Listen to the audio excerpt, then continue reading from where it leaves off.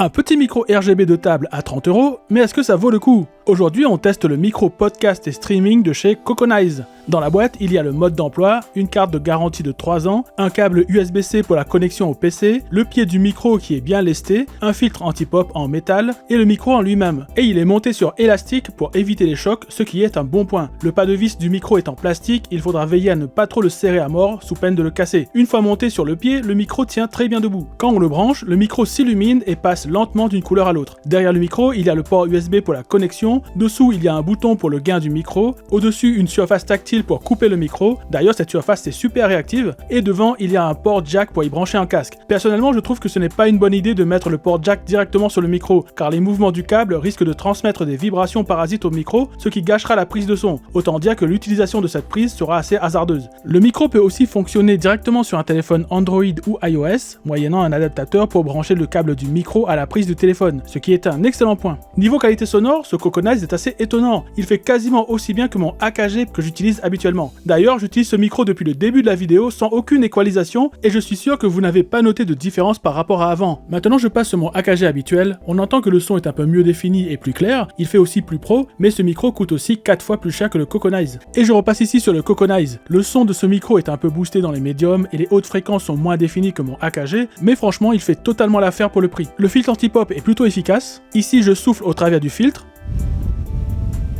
et là je souffle directement sur le micro.